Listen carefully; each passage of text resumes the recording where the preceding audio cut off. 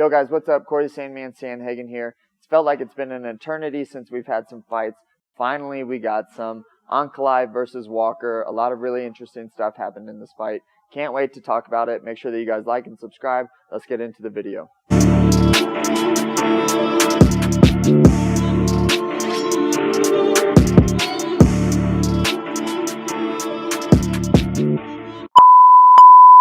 Alright guys, so pretty much the entire maybe first round was Johnny Walker coming out with the strategy of chaos and crazy attacks, kind of typical Johnny Walker a little bit, kind of matches his personality, it seems. I don't know the guy, but comes out, throws a ton of inside low kicks right at the shin, which to me, if I'm fighting someone and they do that to me, it's like, okay, we're playing who's the crazier person battle, which sometimes I don't mind.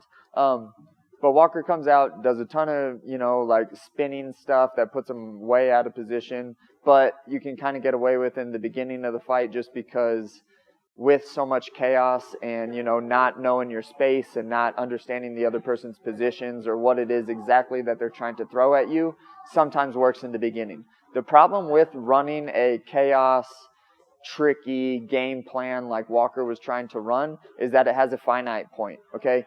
And when things have a finite point, they no longer become reliable. I talk about the reliability stuff in fighting a lot because if you want to think about fighting like this, imagine that a fight is going to last 3 hours long. You want to have a style where you're tailoring towards whatever it is that's going to happen is going to work inside of that 3 hour span, not just like a 15 or 25 minute window, okay? That's what makes things reliable. The problem with what Walker was doing is that chaos, tricky stuff, it has a finite point, which Ankalaev discovered and used against Walker in the second round, okay? So, Ankalaev, one, stayed super composed, which was extremely awesome. That was for real, some champ stuff, the way that Ankalaev was handling all of that pressure and just wildness from Walker in the first round. So good on Ankalaev for doing that. That, to me, was the most impressive thing out of the entire fight, especially two guys that size being in that little of a cage. Good on that guy for being able to handle himself really, really well, okay? Where Ankalaev really started to take off a little bit is when he started scoring to the body, okay? Walker was being this mover. Walker moves his head really big. It's really difficult probably to track that guy's head and hit him like he's good. So Ankalaev started to go to the body a little bit with punches and then sometimes with the teeps, okay? The reason that that's important, guys, outside of just being yeah, I'm scoring, yeah, things are landing, is that psychologically in a fight, if you feel like you can't hit the guy, and you can't score because they're funky and awkward, that can come with a lot of negative, thoughts and a lot of negativity inside your head. You don't want that. If you're having issues trying to hit someone in the head, just start trying to hit them in the body. The body is obviously a much bigger target than our tiny heads, okay? So, not only does it make you feel, or not only does it actually make it so that you are hitting the person, but psychologically it gives you a little bit of an edge as far as okay, I'm able to find this person. Everything that I throw isn't going to miss, and that's really important, okay? Ankalaev almost immediately started doing that. Again, some champ shit. This guy's going to be really, really good. Definitely should be contending for the belt. Actually, we don't want to get into drama stuff on here. I don't really care who fights for the belt, who doesn't. I want to talk about the technique pieces. But Ankalaev definitely looks like a champion in my opinion, okay?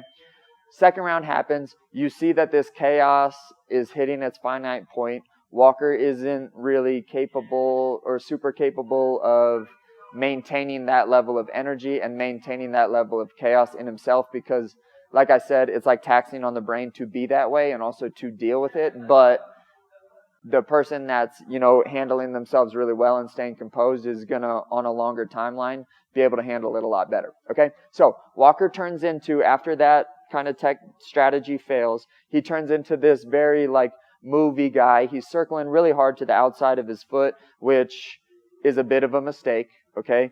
You can't just circle to the outside of someone's foot when you're fighting in an open stance. It can't just be a ton of movement to the outside.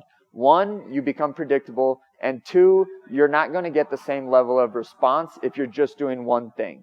Walker turns into this. He's moving a ton on the outside of the cage. He's trying to be this mover guy. Walker's best attacks are his kicks. Kind of hard to do when you're moving backwards. The way that Walker throws his jabs and crosses and hooks and stuff too, they're not in this way where they snap. They're more like lungy things, okay? Like you kind of see this in the finish where Walker goes to throw something. I forget if it was a kick or a punch or anything. But the way he throws things is very like extended without this like recoil back. Like if you think of some other guys, when they throw punches, it's boom, boom, and then back into a stance. If you're going to be a mover, you don't want to be too much of a lungy guy. You want to snap, come back into your position, snap, come back into your position, okay? That's really important. Sometimes it's cool to lunge through, but all the time, not good, okay?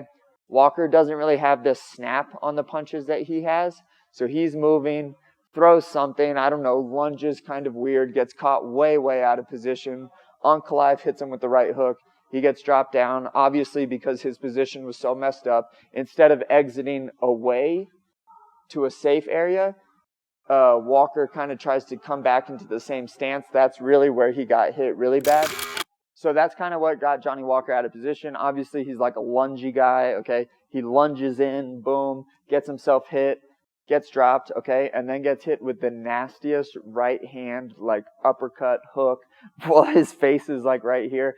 I kind of look back, you know, like when you're 6th grade and you just got done being embarrassed on the playground, whether it be like in basketball like it used to be for me, or just like some older bully dude is picking on you or whatever, and you go home and you just want to like starch that guy. I feel like this is the type of punch that you imagine like really cracking the kid with, is like you push him over, he's against the cage or the fence or the wall or whatever, and you just like launch the punch on that guy.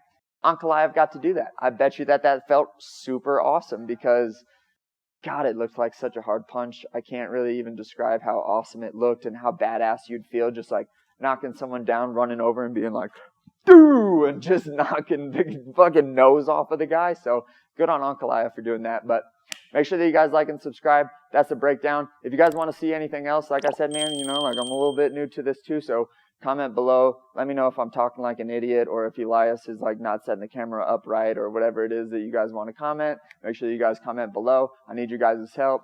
Peace. Love you. Bye.